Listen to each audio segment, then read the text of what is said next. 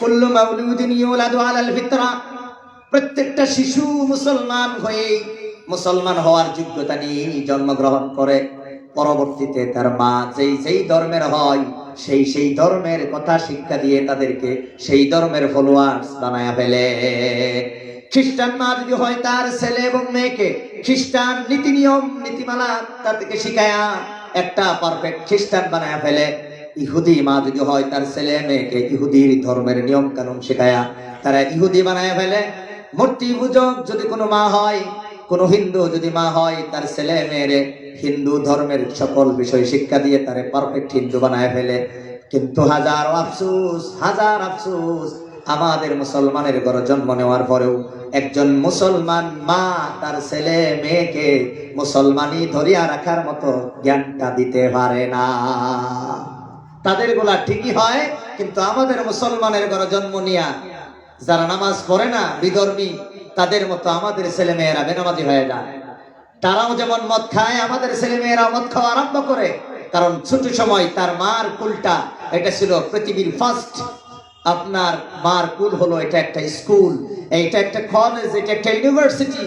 এটা মার কুলের থেকে সঠিক শিক্ষা না পাওয়ার কারণে এই ছেলে এর মেয়ে জীবন ধ্বংস হয়ে যায়, সমাজের আবর্জনায় জর্জরিত হয়। কথা বলেন ঠিক কিনা?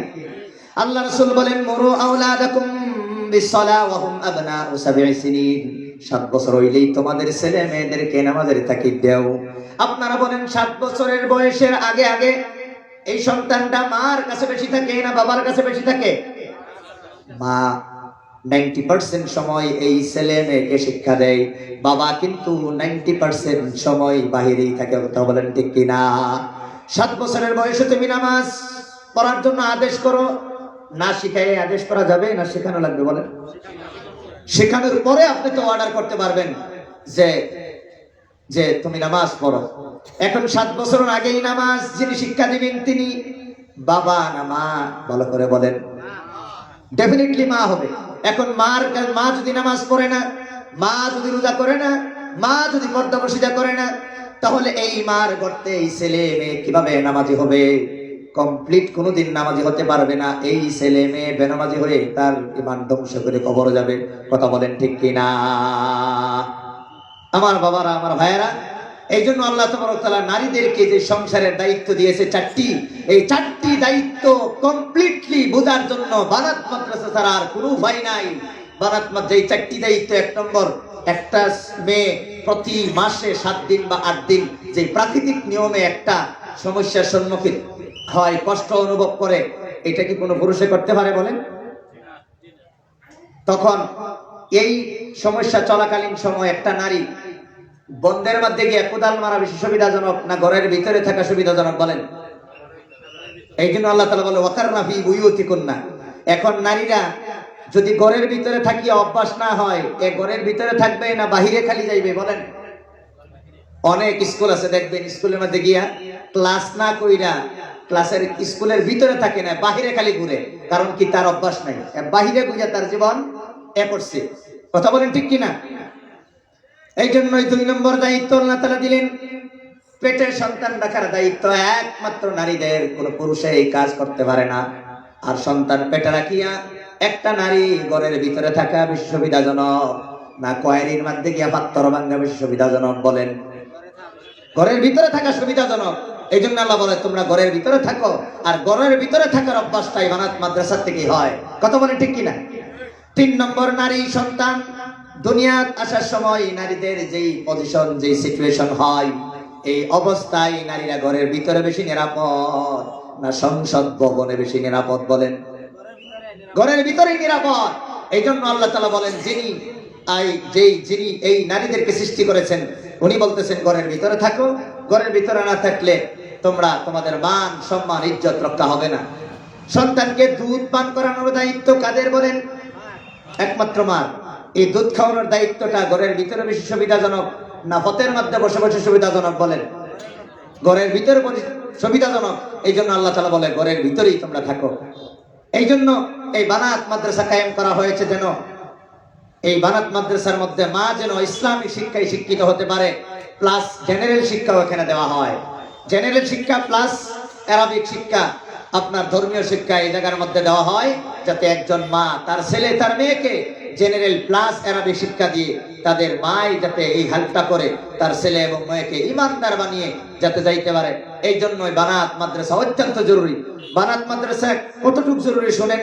স্কুল কলেজে ইউনিভার্সিটিতে যে মেয়েরা লেখাপড়া করতেছে তাদের পাতনা পাক শিকার কোনো ব্যবস্থা আসেনি, পর্দা শিকার কোনো ব্যবস্থা আসেনি, স্বামীর খেদমতের কি দায়িত্ব এটার কোনো ব্যবস্থা আসেনি, মা বাবার কি দায়িত্বের ব্যবস্থা আসেনি, ছেলে মেয়েকে কিভাবে ইসলামিক মতে জীবন যাপন করাবেন তার কোনো ব্যবস্থা আসেনি, কোনো ব্যবস্থা নাই। কিন্তু তারপরে স্কুল কলেজ ইউনিভার্সিটি লেখাপড়া করা অত্যন্ত জরুরি। এখন এই মেয়েদেরকে যারা স্কুল কলেজ ইউনিভার্সিটিতে লেখাপড়া করেছে তাদেরকে আপনি বলেন আমি মুফতি সাহেব গিয়ে তাদেরকে গোপন মাসলাগুলা কইয়া দেওয়া বেশি সুবিধাজনক, না বানাত মাদ্রাসার ছাত্রীদেরকে শিখিয়ে দেওয়ার পরে তারা গিয়া বাকি বোনদেরকে শেখানো বেশি সুবিধাজনক? বলেন। এই জন্যই সমাজে যদি 2-4 জন ডক্টর হয় তাহলে বাকি সব মানুষের শিক্ষামূলক মানে ট্রিটমেন্ট সম্পর্কে, চিকিৎসা সম্পর্কে পরামর্শ নিতে পারবে না। নাই সবই ডাক্তার হওয়াটা আপনার অত জরুরি না, 2-4 জন হলেই যথেষ্ট। কথা বলেন ঠিক কিনা? তাহলে বানাত মাদ্রাসার যদি একজন আলিমা যদি না থাকে তাহলে আপনাদের যে মেয়েরা স্কুল কলেজ ভার্সিটিতে লেখাপড়া করতেছে এই মেয়েরা কি আয়া মুফতি সাহেবের মাসলা যেখানে সুবিধাজনক, না বানাতের ছাত্রীদেরকে যেখানে বেশি সুবিধাজনক? বলেন। বানাতের ছাত্রীদেরকে। এই কারণে শুনেন বানাত মাদ্রাসার কতটুকু জরুরি। সময় আমার হাতে নাই, 5 মিনিটের মধ্যে বয়ান শেষ করে আমার চলে যাইতে হবে। রাসূল বিবাহ করেছেন কয়জন? বলেন। 11 জন বিবাহ করেছিলেন। কয়জন? 11 জন। একত্রে রাসূলের ঘরে ছিলেন 9 জন বিবি। একত্রে রাসূলের ঘরে ছিলেন 9 জন বিবি। আপনারা বলেন রাসূল দুনিয়ার মধ্যে এসেছিলেন শুধু পুরুষের জন্য নবী হয়ে, না নারীদের জন্য? বলেন। কারণ কোন নারীকে আল্লাহ তাআলা নবী বানান নাই। কারণ নারীকে যদি নবী বানাইতেন তারা যখন দিনের দাওয়াত নিয়ে পৌঁছাইবার যাইতো তখন এই দিন থইয়া তাদেরকে সেখানে আরম্ভ করে দিত একদল মানুষ। কথা বলেন ঠিক কিনা? কোন নারীকে আল্লাহ তাআলা এই গদর দায়িত্ব দেন নাই। এখন যেহেতু রাসূল পুরুষেরও নবী নারীদেরও নবী, পুরুষের যেমন মাসলার জরুরত আছে নারীদেরও মাসলার জরুরত আছে। কিছু মাসলা আছে পুরুষের জন্য কিছু শরমদায়ক, পুরুষের সাথে বললে কোনো অসুবিধা নাই। কিছু মাসলা আছে নারীদের কাছে বলা শরমজনক, এটা নারীর কাছে বলা সুবিধাজনক, পুরুষে বলা এটা অসম্মানজনক। কথা বলেন ঠিক কিনা? এই জন্য রাসূল 11 জন স্ত্রীকে বিবাহ করে রাসূল এই ফ্যামিলির যেই মাসলাগুলা রাসূল নারীদেরকে শিক্ষা দিয়েছেন। কারণ পৃথিবীর একমাত্র একজন পুরুষ আছে যে পুরুষের একটা নারীর সাথে সব কিছু বলতে পারে, সে হলো একটা নারীর কাছে একজন পুরুষে সব কিছু খোলামেলা সব কিছু বয়ান করতে পারে, সে হলো স্বামী। কথা বলেন ঠিক কিনা? এই জন্য স্বামী আমাদের আম্মাজান উম্মাহাতুল মুমিনিনদেরকে এই গোপন মাসলাগুলা মাসাইলগুলা শিক্ষা দিয়েছেন। এই শিক্ষা অন্যান্য মহিলারা আমাদের আম্মাজানের কাছ থেকে অন্যান্যরা শিখেছেন। এখন তো আর আম্মাজান আমাদের ওনারা তো কেউ জীবিত নাই, এই দায়িত্ব পালন করবে কে? যদি একজন মহিলা যদি আপনার আলিমা না হয় তাহলে এই নারীদেরকে শিক্ষা দিবে কে? কে শিখাইবে? এই দায়িত্বটা পালন করবে কে? স্কুল কলেজ ইউনিভার্সিটিতে লেখাপড়া করা মুসলমান বোনদের জান্নাতে যাওয়ার দরকার আছে না নাই? বলেন আছে না নাই? তাদেরকে কে শিক্ষা দিবে যদি বানাত মাদ্রাসা না থাকে? এই জন্য আমি বলি যদি গোটা পৃথিবীর নারীরা যদি জান্নাতে যাইতে চায় বানাত মাদ্রাসা ছাড়া কোনো উপায় নাই। বলেন এলপি স্কুল না থাকলে হাই স্কুল কয়টা থাকবো? হাই স্কুল না থাকলে কয়টা কলেজ থাকবো? কলেজ না থাকলে কয়টা ইউনিভার্সিটি থাকবো? থাকবো নি? এখন বলেন মাদ্রাসা না থাকলে মসজিদে মানুষ কয়জন যাইব? কয়জন যাইব? যাইব নি? কন্যা কে? আচ্ছা, বানাত মাদ্রাসার পর্দা যদি না থাকে তাহলে আরো কোন জায়গায় পর্দা থাকবো নি? বলেন থাকবো নি? এখন আপনি বলেন হাই স্কুল আগে না এলপি স্কুল আগে? এলপি স্কুল আগে। এখন বলেন মসজিদ আগে না মাদ্রাসা আগে? ডেফিনেটলি মাদ্রাসা আগে। এই জন্য রাসূলের ইতিহাস পড়েন, রাসূল সর্বপ্রথম মাদ্রাসা প্রতিষ্ঠা করেছিলেন। দারুল আরকাম রাদিয়াল্লাহু তাআলা আনহুর ঘরে সর্বপ্রথম মাদ্রাসা প্রতিষ্ঠা করেছিলেন। পরবর্তীতে মসজিদ বানিয়েছিলেন। আবার মসজিদ বানিয়ে খালি রাখেন নাই, মসজিদের ভিতরেই সেন্টার অফ দ্য মস্ক রাসূল এস্টাবলিশড এ স্কুল অর মাদ্রাসা। রাসূল কিন্তু মসজিদের ভিতরেও মাদ্রাসা প্রতিষ্ঠা করেছিলেন। কারণ স্কুল ছাড়া, মেডিকেল কলেজ ছাড়া আপনার একজন ডাক্তার বাহির হওয়ার কোনো উপায় নাই, ঠিক মাদ্রাসা ছাড়া একজন আলিম বাহির হওয়ার কোনো উপায় নাই। ডক্টর না থাকলে আপনাদের শারীরিক আপনার স্বাস্থ্য নষ্ট হলে যেমন ভাবে আপনার মরণ নিশ্চিত, আলিম এবং আলিমা না থাকলে আপনাদের ইমানের ঠিক তদ্রুপ ভাবে মৃত্যু হওয়া, প্যারালাইজড হওয়া এবং বেঈমান হওয়া, মরাটা নিশ্চিত। এখন বলেন মেডিকেল কলেজের দরকার আছে না নাই? যদি স্বাস্থ্য যদি ঠিক রাখতে চান, বেমার হইলে যদি সুখে শান্তিতে থাকতে চান, মেডিকেল কলেজ লাগবে। ঠিক তদ্রুপ ভাবে জান্নাতে যদি ঈমান বাঁচায় যাইতে চান, তাহলে মাদ্রাসা মনে করে একটাও লাগতো না, না আরো বেশি লাগবে? ডক্টরে আপনাকে সার্ভিস দিবে আপনার শ্বাস আপ ডাউন করা পর্যন্ত, কিন্তু মাদ্রাসার আলিম এবং আলিমারা আপনাদেরকে শুধু দুনিয়ার জীবনে সার্ভিস দিয়ে তেমন নয়, মরার পরে জান্নাতে কিয়ামতের ময়দানেও সার্ভিস দিয়ে গুনাহগারদেরকে জান্নাতে ঢুকাবে। বলেন না সুবহানাল্লাহ। এই জন্য নারীদেরকে, বর্তমান পৃথিবীর সবচেয়ে বড় সমস্যা হলো বর্তমান নারীরা নষ্ট হয়ে যাওয়ার মূলতে আমরা ভালো সন্তান পাইতেছি না। যা হইতেছে সুদখুর, ঘুষখুর, গাঞ্জাখুর, ডাক্সখুর, সবখুর হইতেছে। আমার মা তো আমারে এইগুলা শিখাইছে না। কারণ কি, মা ছোট থেকেই উনি বড় স্ট্রিক্ট ছিল যে ছেলে ভালো করতে হবে। এখন মায়ে গান শুনে, মায়ে ডান্স করে, এখন মা এক ওয়াক্ত নামাজ পড়ে না, ছেলে মেয়ে কিভাবে করবে? Every children follow their mothers। প্রত্যেকটা শিশু তার মাদেরকে ফলো করে। এই জন্য মা ভালো, বাপ ভালো তার বেটা ভালো রে, মা ভালো তার জি, গাই ভালো তার দুধ ভালো রে, দুধ ভালো তার ঘি। বাবা ভালো হইলে ছেলে যেমন ভালো হয়, মা ভালো হইলে তার জি ভালো হয়। পৃথিবীর বর্তমানে একটা বিবাহ করাইতে হইলে মানুষ পেরেশান হয়ে যায়।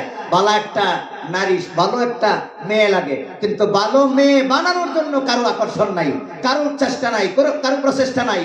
কিন্তু ভালো মেয়ে সবার লাগে, কিন্তু ভালো মেয়ে আমাদের ক্রাইসিস। এই জন্য আমি শেষ করতেছি, এই ভালো এই নারীদেরকে, ছোট ছেলে মেয়েদেরকে আমরা শিক্ষা না দিয়া গেলে কিয়ামতের দিন এই ছেলে মেয়েরাই মা বাপকে নিয়ে জাহান্নামে নিক্ষেপ করবে, আল্লাহর কাছে কমপ্লেইন করবে। এই আয়াতটা পরে আমি ইনশাআল্লাহ শেষ করতেছি। কিয়ামতের দিন এই মহিলারা যারা শিক্ষা পায় নাই, দিনী শিক্ষা পায় নাই, তারা কিয়ামতের দিন বলবে, قالوا ربنا إنا أطعنا سادتنا وكبراءنا فضلونا السبيلا।